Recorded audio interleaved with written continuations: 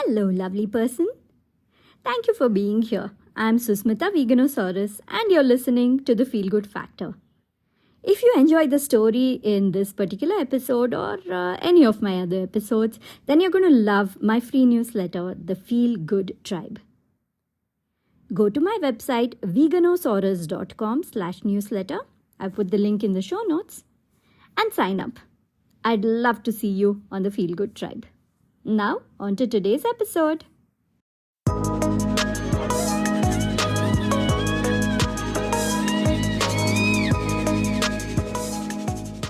Hello. Welcome back to the Feel Good Factor. I'm Susmita Veganosaurus, and I'm so glad you could join me here today.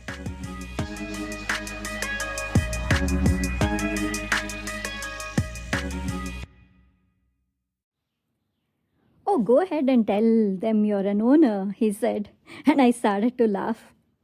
I'm not an owner, how can I say that? But he said, you know what, I'm the owner, and I don't mind if you say it, so go ahead. On the outside, I laughed, hesitated a little, but inside, somewhere subconsciously, I felt happy. It felt nice to feel a sense of ownership to this business that I cared so much about. This was about a month after I had joined Carrots, our vegan restaurant. Krishna was the founder, and he had requested me to become a part of the team. He said, hey, I think you'd be a great fit. Would you be interested? And after thinking about it very, very briefly, I jumped on the opportunity. My intention when I joined the business was to work there for about a year, more or less, and then go out and start something of my own. And I was very transparent about it when I joined in.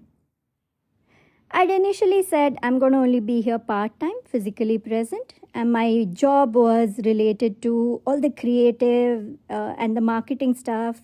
There were many facets to what I was supposed to do as a part of the restaurant team. My official title at that time was Countess of Cuisine and Jollification. So basically, come up with recipes along with the chefs, promote events, bring joy overall to the customers, the team, everything. Just bring in my energy. I'd initially committed to being there a couple of times a week, not every single day. And then the rest of it, I said I'd do it from home because, when it comes to photography and marketing material and promoting on Facebook, these were Facebook days, all of that I could do from home. But as the days progressed, I realized that I loved being at the restaurant. It was such a nice atmosphere, so much of fun. The team was great, and working with Krishna was great too. And since we were friends, we'd laugh and joke quite a bit, so it was a lot of fun. And I realized that my favorite part of being a part of this restaurant was to interact with the customers. I'd go up to the tables, talk to them, find out how the food was, take their suggestions, tell them the story about the place and about our food, explain it to them. I loved having these interactions. And though that wasn't strictly a part of my job description, it didn't matter. I felt right at home from the beginning, and I felt comfortable doing that. Because I was talking to all these people so much, that's why the new people asked me if I was the owner. And that's why Krishna said, go ahead and tell them that it's okay. Everyone will feel happy. They'll feel good that, they are having a conversation with the owner of the business. And of course, he realized I'd feel good saying that because then I'd develop a more sense of ownership, which already I was developing for the business. It was because of all this feeling of ownership, having quite a bit of free reign in the way I worked, the way I interacted with people, the team, the customers, everybody. Krishna encouraged all these things. He was very, very open and chilled out as a founder, as a boss. And because of this is why I got so attached to the place I had all the freedom of like running the business. If I had started the business myself, this is how I'd be running it, and had all that freedom without really having put in the initial work of starting the place, investing, getting the licenses, all the bureaucratic work, and setting it up. So it was perfect for me, and that's why a few months down the line I became a partner at the restaurant. I decided that, okay, doesn't make sense going out somewhere else and starting something of my own when I feel like this itself is my own place. I'll be honest, if I had started a vegan restaurant or cafe or any business myself, I wouldn't have been as open as Krishna was to letting people take on more responsibility like this. I would have tried to control everything, every step of the way. I would have been afraid to let anyone else claim ownership. I really, of course, not having come from a business background, I would have just felt this way. I would have had this sense of trying to control everything, and as a result, of course, get really tired out and all that. So this was a big lesson for me to learn on how to run a team. And it wasn't just with me. He had encouraged this culture in the entire team, not simply letting go of responsibility and telling everyone do what you want, no, but very discerningly picking people and giving them more and more free rein to do things their way. And that had created this beautiful sense of ownership among the whole team, from the head chef and like me and the higher staff to all the even junior members of the staff. Everybody had a feeling of belonging in this place. A lot of decisions were made democratically. A lot of big decisions, votes were taken. Everybody was sat down. We had these meetings and everybody would discuss and we'd make some decisions, or at least take in the inputs before making decisions at the higher level. So when I took over the restaurant and started running it, it continued. This culture, I just continued this culture because it made sense. Since this is what I'd learned, that was the only way I knew how to run a business. And funnily, I didn't think anything of it initially. I thought, okay, this is the way to do it. The team's happy, I'm happy, things are working well, there's discipline, there's partnership, a sense of ownership. Even if we weren't there, if any of the owners weren't around, the team had a great way of running things on their own. So there was not too much dependency on our constant presence at the location, which later I realized was a big blessing, because most people in the restaurant industry or any other conscious business, most people feel like they need to be there, they need to watch constantly, or have like this one manager that they can really trust and leave it up to them to do things. So basically this thing that senior management, somebody from the senior management has to be there all the time, but we never felt that way. Of course, the culture of a place, a business, a family, anywhere, a culture is something that's cultivated and grows and snowballs, and it kind of branches out on its own and shapes itself over time. You just have to give it a little bit of nudge and little bit of trimming here and there, and then let it take its own shape. This is what happened with our business. There was a trickle down effect because the owners were giving free rein, trusting the next level and then the rest of the team to make decisions, to handle things well on their own, to talk to customers, to all of it. Because we were doing that, then when those guys became a little bit more senior in the business, they gave the same kind of respect and trust and free rein and guidance and love and care. All of it, they did it for their juniors. So over the years, the way the team developed is, first of all, our attrition rate was very low compared to what happens in the standard restaurant industry. Most people stayed. Like when we shut down the restaurant in 2021, that was like about 8 years nearly since the starting of Carrots. When we shut down, we had people there who joined right at the beginning, and they were there till the end. And most of our staff were there for had been there for at least 5 years, with very few new people who already were showing promise of if the restaurant had continued on, they would have been there for several more years. So yes, few people did leave here and there in the middle, people who had other plans, other ambitions, or maybe if they weren't the right fit for this team, for whatever reasons, people did slowly leave. But also the core team was getting stronger and stronger over the years. And as I said, this was not something, being on the inside, we didn't realize that this was something really special that we developed. It's only when people from the outside, especially ones who worked in the industry, looked in and were amazed at this, at the team, and the way that the ownership that they have and the responsibility that they were taking on. When people expressed that and spoke about the wonderful relationship that we all share, the culture of the place, that's when we realized, like, oh yeah, we are something special, something different. And all this only because we trusted our team more and more, allowed them to make their mistakes, and most of the time gently guided them to correct the course.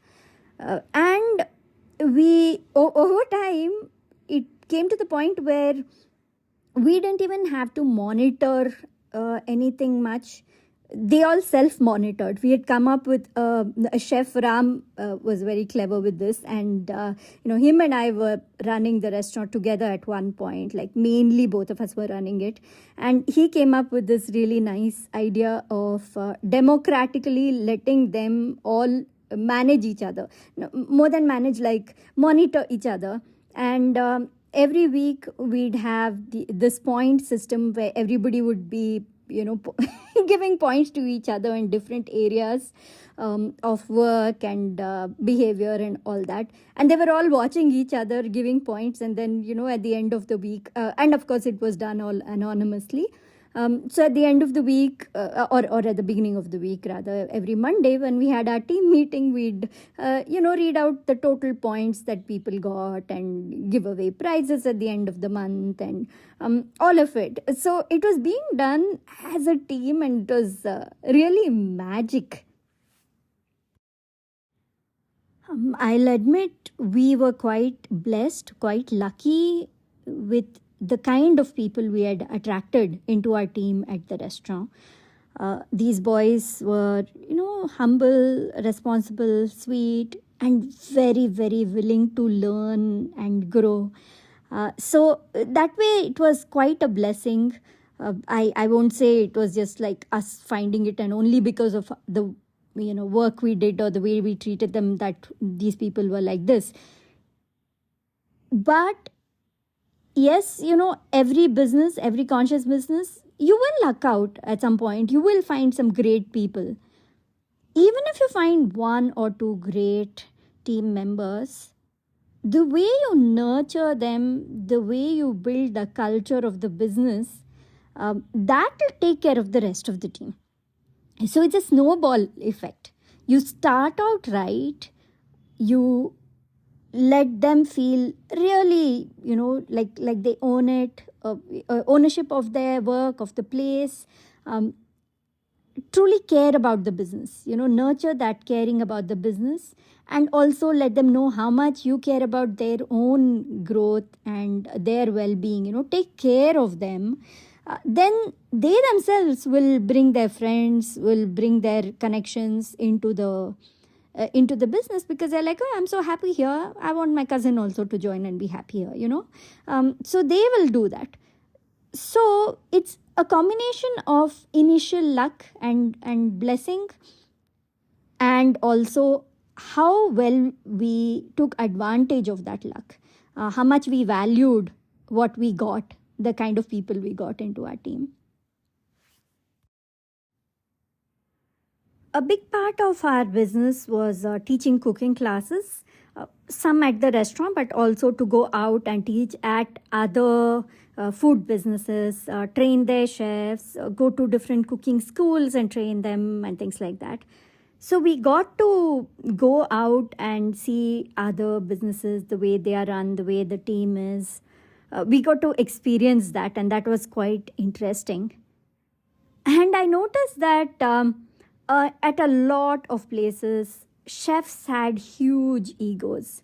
There was always this clash between them and then another chef, or, you could clearly see there were divisions within the team. Some of them had loyalties with one chef, some with another, and they'd compete against each other. Always you could see this ego, this lack of love and respect. And the more I went out to different institutions to teach, the more I realized this was a common thing in the food and beverage industry. And it did not even exist at our restaurant. See, because we as owners and senior management encouraged the next set of people, we encouraged them, we nurtured them, we truly cared about their own growth, to the point that we're like, you learn here, you grow here. Finally, if you leave and go somewhere else, we want you to thrive there. So we want this business to be kind of like a university for you, where you're learning a lot, you're getting a lot of exposure. And because we cared about them and taught them, and there was no fear of one chef overtaking the other, none of that existed. So what happened was, say our head chef was really nice to the next two guys, the ones who are immediately junior to him, and nurturing them and letting them grow and build and grow and all that. And because Ram did that to Mohan and Raju, our next level chefs, they did that for the next ones who came, to the new boys. They really took them under their wings, and, nurtured them and taught them and helped them grow. Nobody was afraid that somebody will outshine them and become too big or anything. Everybody had the sense of for the greater good of the business. There was no ego of, at least not work related ego.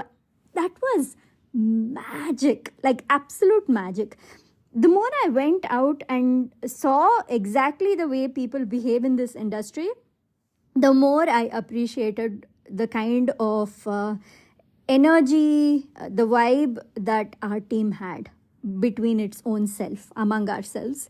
That was beautiful. And I feel like all this together, everybody had the greater good in our minds. Our goal was to help our business do well and succeed, to make our customers happy, to bring good energy to the place. So our goal was that.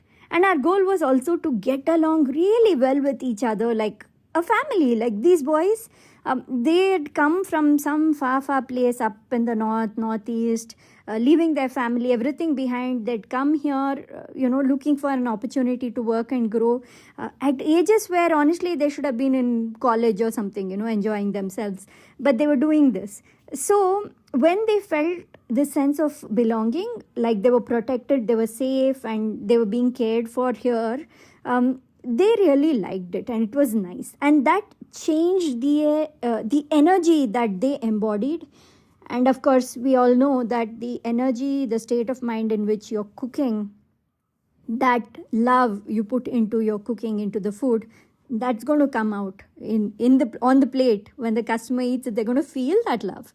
And often people would comment, they'd love the food, but more than anything else, people would comment on the energy, the vibe of the place, how they felt when they came and dined with us.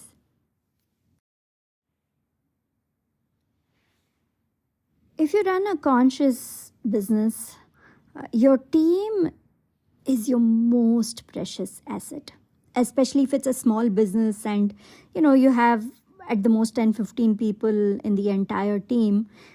There's a lot of potential to really nurture a beautiful relationship among everybody. This opportunity should not be missed because it's a ripple effect. You do this, you cultivate this democratic, responsible, trusting, nurturing energy within your organization, and that's going to pay off big time. It reduces your responsibility. First of all, you know, the stress, whether it's the joys, the wins, or the losses, and the, you know, the mess ups and the sadness, everything is shared. The burdens, the gifts, everything is shared around with, you know, all of them are bearing that, and it's beautiful.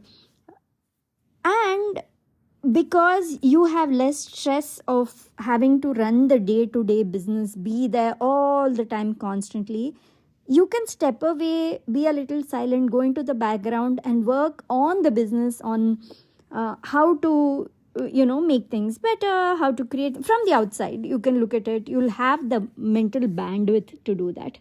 And for this, the less we try to control and hold on to everything, and, you know, micromanage, or be afraid to let somebody else make a mistake, take over, you know, the less we do all this controlling, the more we trust, we nurture, we encourage, we, you know, and allow people to make mistakes. Mistakes will happen, you know. It's not like, oh, you like give someone responsibility and it'll be fine. But when it does happen, you kind of gently guide them, you know, or sometimes if strictness is needed, no problem, strictly guide them, but ultimately for their own good, so that it's for the good of the entire business. It's all interlinked, all of it is connected. And this affects your business, the energy, and of course that affects your customers, the guests, the way they feel, and then, you know, your community surrounding the business. The heart is your team, the core, and then based on the energy of the team is what the energy, you know, the vibrations go out, ripple out to the rest of the community that you've built around your business. So take great care, be very conscious about this. If you run a business with a small team, give them more and more responsibility, and also teach them to trust and help each other, to support each other. Do it by example. The more you do it by example, they're going to watch and learn automatically. They won't even know there's another way of doing things, you know.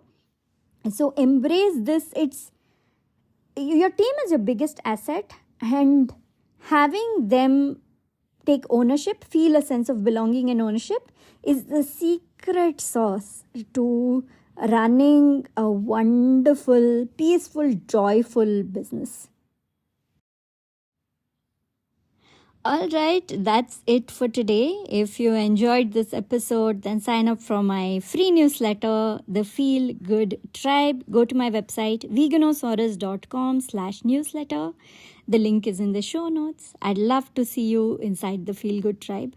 Once you hit subscribe, you're going to get a confirmation email. You have to hit confirm. So look in all the folders, not just in your inbox. It can land up in different places. So look and make sure you hit confirm. Only then will you be added to the newsletter. You'll get subscribed, then you'll get a welcome email, and reply to that email. I'd love to hear from you.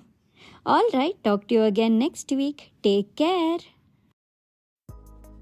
Thank you so much for listening to this episode of The Feel Good Factor. I'm Susmita Veganosaurus, and I'm looking forward to talking to you again very soon. Bye!